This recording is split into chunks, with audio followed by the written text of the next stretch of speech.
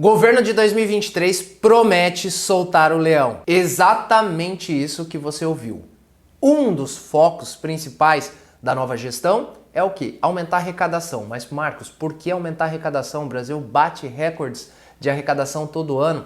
Mas esse ano nós já começamos com um déficit, ou seja, nós ultrapassamos o limite de gasto, que significa que o país está gastando mais do que arrecada e precisa rever suas despesas e arrecadação. Onde que é mais fácil mexer? Diminuir despesas ou aumentar a arrecadação? É claro que é aumentar a arrecadação. E uma das formas de aumentar a arrecadação, que é menos impopular, vamos dizer, é o quê? Ao invés de aumentar tributo, que isso repercute em todo mundo, não faz bem, ou seja, não gera frutos políticos, é aumentar a fiscalização, ou seja, eu não mexo na estrutura tributária, eu solto o leão da jaula, eu olho com mais cuidado, com mais detalhes as apurações, o recolhimento dos tributos e começo a aumentar a receita tributária através do aumento da fiscalização. Exatamente.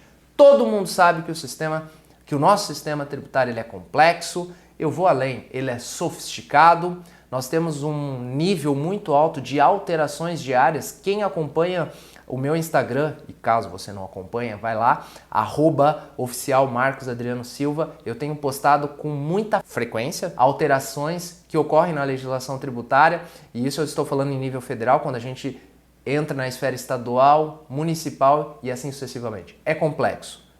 Na minha história, por exemplo, de mais de 15 anos de atuação na área tributária, eu ouso dizer o seguinte, sempre que eu estou numa reunião com um cliente, mas de uma maneira não arrogante, tá, pessoal? Sobre uma perspectiva da experiência. Eu absolutamente nunca realizei um trabalho que eu não identifiquei oportunidade de recuperação tributária e fragilidades nas apurações. Hoje a gente não vai falar de recuperação tributária, nós vamos falar sobre a conformidade. Uma palavra que está em evidência, o compliance, auditoria tributária. Exatamente. A auditoria tributária é uma ferramenta à disposição dos contribuintes para criar uma barreira. Eu sempre falo, né? Quando eu atuo na área de segurança, eu falo, é criar uma barreira, identificar todas as fragilidades que a empresa possui nas apurações, nas informações fiscais e com isso, né, o fisco não consiga chegar. Ou seja, através dessa nova política, que é aumentar a arrecadação, nós conseguimos blindar a empresa e tornar ela, dessa maneira, mais segura e, consequentemente, mais competitiva. Exatamente, mais competitiva porque nós sabemos que um negócio que pode, de uma hora para outra, ter uma contingência, eu chamo de contingência porque sempre que um auto é lançado, ainda não tem a segurança, ou melhor, não tem a certeza que o mesmo é devido. Por isso que nós temos um processo administrativo, nós temos talvez, né, dependendo do resultado do processo administrativo, um processo judicial, para que tenha certeza quanto o lançamento dessa dívida, né, dessa multa. Nesse caso eu chamo de contingência, ainda está para se decidir. Então uma empresa que, por exemplo, já teve caso, eu vou falar mais adiante, de um dia para o outro aparece com uma penalidade, uma notificação de 100 milhões, nós podemos dizer que essa empresa perde a competitividade, por quê? A saúde financeira dela é comprometida, a segurança quanto à equipe técnica é totalmente abalada e isso repercute no negócio. Então é sobre isso que eu vou falar com vocês.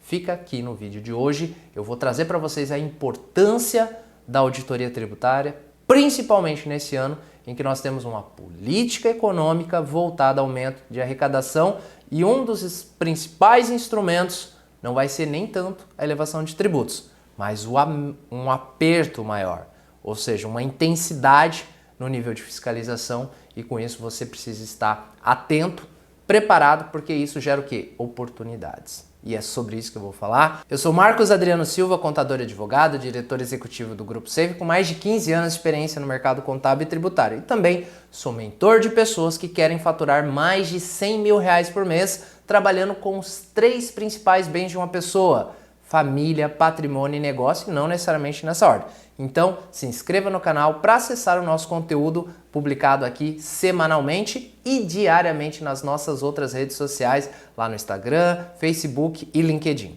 Hoje nós vamos falar a respeito da importância da auditoria tributária no negócio do seu cliente, como a auditoria tributária pode tornar o negócio do seu cliente e deve mais seguro, mais competitivo e tudo isso gera valor. Você vai entender a importância do tema para o ano de 2023 e muito provável para 2024, 2025 e assim sucessivamente, tendo em vista a atual política do governo para fins de arrecadação. Você vai entender a importância disso para o seu cliente, claro, entender o valor que isso traz, porque nós trabalhamos sobre a perspectiva do valor, agregar valor sempre de forma incessante, porque isso contribui, né, nos seus honorários e também e principalmente para você, profissional que está na área tributária ou que está iniciando e até mesmo que quer ingressar. O que isso pode contribuir para esse mercado de 2023? A auditoria tributária. O que é uma auditoria tributária, Marcos? Uma auditoria tributária é a análise e a revisão da conformidade das informações fiscais, tributárias e contábeis do meu cliente, né, de uma empresa. Eu vou falar hoje sobre a perspectiva fiscal e tributária. A questão contábil a gente deixa para um outro momento, tendo em vista que o nosso foco aqui é falar sobre a parte tributária de uma empresa. Nós temos uma legislação tributária que eu já falei, ela é complexa, ela é confusa, ela é sim sofisticada, porque quando eu falo em cumprimento de entrega de obrigações acessórias, nós temos um nível de informatização muito grande, eu preciso de ferramentas adequadas, eu preciso de sistemas preparados, porque senão eu posso ter problema. E eu já vou explicar para vocês que não basta a empresa recolher os tributos, a empresa pagar as guias dos DARFs ou dos DARES, das GNRE e assim sucessivamente, que são tributos federais e estaduais. A entrega da obrigação também tem que estar em conformidade, senão eu inclusive tenho aqui a possibilidade de penalidades que são estratosféricas, que pode colocar em risco a perenidade de um negócio. Ou seja, eu posso sim, por uma não observância na legislação, decretar talvez a inviabilidade do negócio. E eu já vi isso. Então a auditoria tributária ela vem justamente para dar segurança. Ou seja, você tem que se colocar no lugar, pessoal, do dono de um negócio. O dono do negócio ele tem que estar preocupado com várias questões. Ele tem que estar preocupado com o comercial, eu tenho que vender, para mim aqui é a primeira linha, eu tenho que estar preocupado com o produto, eu tenho que estar preocupado com a tendência do mercado, eu tenho pessoas, eu tenho questões infinitas. E eu preciso trazer gente para me dar segurança, para que eu tenha certeza, tá ok? E me concentrar nos pontos vitais de um negócio, que não é, pessoal, necessariamente para um dono de empresa, a área tributária. Ele precisa ter a garantia e a certeza que a gestão tributária está adequada, que o planejamento, ou seja, ele não pode ter dúvida. Escuta aqui, vem bem perto, escreve isso daí. O empresário não pode ter dúvida. E se ele não tem essa mentalidade, é sua obrigação conscientizar. Eu sempre faço a seguinte associação. Uma empresa, ela possui entre 30% a 40% do seu faturamento de tributos. Vamos fazer um exercício aqui, pessoal. Não existe nenhum sócio de empresa que consegue acessar um volume tão grande de recursos dentro do negócio. Por quê? Vamos pensar numa empresa de sucesso. O primeiro ponto de uma empresa de sucesso é porque ela é bem gerida. Se ela é bem gerida, a gente sabe que os gestores têm uma política de reinvestimento muito grande. Então, eu conheço empresas e eu sempre faço essa pergunta porque lá no planejamento acessório eu escrevo acordo de sócio. Acordo de sócio é um documento que rege as regras da sociedade entre os sócios. E todas as empresas de sucesso, todas as empresas lucrativas, todas as empresas saudáveis financeiramente, fiscalmente, elas têm uma política muito parecida que é o quê? A disciplina, eu falo, né? A disciplina dos sócios em reinvestir. Eu absolutamente nunca vi uma empresa de sucesso em que os sócios possuem uma cultura de esvaziar o caixa de um negócio. Deu lucro, vem para mim. Geralmente, como que se um negócio de sucesso é criado? Sócio, pobre de empresa rica. E é evidente que em algum momento, que a empresa já não tem mais tanta necessidade de reinvestimentos, né, já tem uma questão de estrutura, de pessoas, de tecnologia, e aí começa ocorrer as distribuições de lucro de maneira mais relevante. Eu não estou dizendo que o sócio tem que trabalhar de graça durante 5, 10, 15 anos. Estou dizendo que um sócio de uma empresa com responsabilidade e disciplina, ele tem que determinar o quanto ele precisa para viver, o que é o salário dele, porque ele também é funcionário do seu próprio negócio, e, consequentemente, fazer uma projeção de quanto que ele pode, né, auferir de lucro sem que comprometa o crescimento do negócio. Então, voltando ao nosso aspecto, é o seguinte: nenhum sócio consegue acessar um volume tão grande desse, principalmente nos primeiros anos. Então, não é admissível que o sócio de uma empresa, que o dono de um negócio, não pense no planejamento tributário. Então, ele precisa ter essa segurança. Eu estou praticando a melhor performance possível. Porque a gente sabe que tributo está no preço. Se tributo está no preço, na medida que eu não utilizo as melhores estruturas, as melhores práticas tributárias, eu posso estar cometendo dois problemas muito grandes, dois erros, duas falhas que podem determinar até inclusive a extinção da empresa. Primeiro, cobrando mais do que os meus concorrentes porque o meu preço está desajustado porque eu estou com uma carga tributária elevada e os meus concorrentes não estão. Segundo, eu posso estar praticando um preço menor, inclusive, mas por uma desatenção na legislação tributária. E aqui é a nossa grande conversa de hoje. A partir do momento que eu deixo, por exemplo, de recolher um tributo e esse tributo posteriormente é fiscalizado, e vai acontecer, a gente sabe, o nível de fiscalização vai aumentar. Esse tributo, o fisco tem o direito, de acordo com o Código Tributário Nacional, de reavê-lo nos últimos 5 anos. Mas não é só isso, pessoal, vai ficar um pouquinho pior. Com multa que pode chegar a 150%, e eu não vou entrar aqui, pessoal, para os advogados, na constitucionalidade da multa de 150%. Eu quero trazer hoje aqui o seguinte: não pode acontecer. Eu estou falando sobre o compliance, eu não estou falando sobre o contencioso. A gente sabe que no âmbito judicial, uma multa de até 150% ela é tanto quanto confiscatória e é possível reduzir. Mas assim, já perdemos. Na medida que você leva uma notificação de alguns milhões, já perdeu, porque vai gastar com advogado, vai se desgastar, vai ter problema de certidão negativa. A gente sabe que uma empresa hoje de grande porte não pode ficar 20 minutos sem uma certidão. Vai ter um desgaste com toda a equipe, então assim, já perdeu. Por mais que consiga reduzir, já perdeu e perdeu muito dinheiro, certo? Então, até 150% a gente sabe que dependendo do tipo da fiscalização, fica entre 50% a 75%, mais a correção monetária de juros através da taxa de juros de longo prazo, Selic, e mais uma possibilidade de representação penal, de acordo com a Lei 8.137 lá de 90, que determina os crimes. Então, o que nós temos aqui, pessoal? A partir do momento que a empresa deixa de recolher um tributo, ela tem todo esse problema pela frente. Algumas empresas utilizam uma estrutura, né, de planejamento tributário, muitas vezes de assessoria, em que ela usa uma estrutura arrojada. Mas a partir do momento que ela usa uma estrutura arrojada, eu sempre conscientizo no seguinte sentido: a diretoria sabe. Muitas vezes o board lá da Alemanha autorizou. Então essa definição ela é conhecida. E geralmente a empresa utiliza até um mecanismo para isso, que cria o quê? Uma reserva, uma contingência, uma conta escrow. O que é isso? Eu faço uma perspectiva do seguinte: olha, eu acredito nisso e para o meu negócio eu vou aplicar uma tese que está sendo discutida no judiciário e que a probabilidade é grande de ser êxito para os contribuintes. Mas a empresa opta em não ir para o judiciário, ela faz administrativamente e pode ser que lá seja revertido. E ela perde. E aí ela tem que pagar. Mas ela sabe, ela assumiu esse risco. Ela criou uma conta lá falando: olha, vamos deixar essa grana aqui, porque se o Lula vier me pegar, eu tô com a grana aqui na conta, entendeu? Então isso é conhecido. Se a empresa for notificada, segue o plano, porque já foi feito um plano para 10 anos disso daí.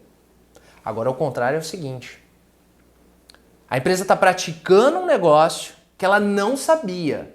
O board lá na Alemanha, nos Estados Unidos, ou até mesmo o diretor, os sócios, pessoal, eles não faziam ideia que eles estavam correndo esse risco, porque se eles tivessem sido alertados, muito provavelmente, dependendo da postura, né, da administração mais conservadora, falar: não, eu não quero, eu pago a mais para não correr o risco. Posso até discutir na justiça, esperar uma decisão, não vou falar, senão posso ser preso. Enfim, eu busco um caminho mais conservador. E aí essa mesma diretoria recebe um auto de infração de 10 milhões, de 5 milhões, de 1 milhão. Caramba, de 200 mil reais, pessoal. Dependendo do porte da empresa é muito dinheiro. Pode colocar, inclusive, em risco. Eu conheço situações que a empresa ficou tão abalada que ela perdeu tesão, pessoal. O cara não quis mais. A gente tem que pensar que o empresário tem muitos problemas. Muitos problemas. E chega um momento que o cara chega no limite e fala, cara, deu. Eu vou pra praia, eu vou mexer com areia. Conheço muitos clientes que falam, Marcos, agora eu tô mexendo com areia. Pô, legal, eu atendo muito clientes no segmento de mineração. O que você faz? Pé na praia. Pé na areia, caipirinha. Entendeu? Então isso pode acontecer. O que eu quero trazer aqui, pessoal? Esse é o problema.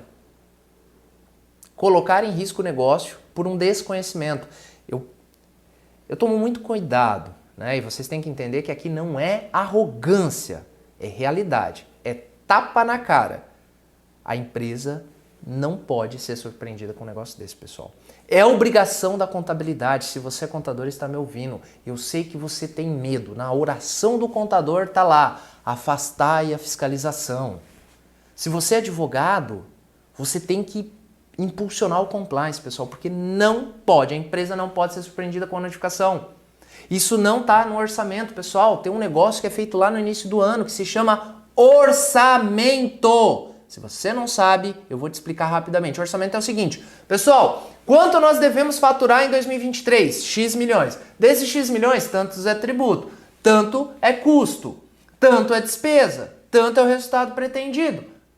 Foi criado o orçamento, foi compartilhado com os principais gestores. Quanto você vai investir? Aí negocia, olha, esse ano vai ser para que a empresa atinja o resultado adequado. Para que saiba que lá em novembro, olha, teu orçamento aqui já segura. Só, mas Marcos, aí não pode? Bateu no orçamento, não pode mais? Não que não pode, mas se precisar vai ter que ter uma assinatura de um diretor. Orçamento, tem que ficar dentro do orçamento. Na sua casa, você não faz orçamento?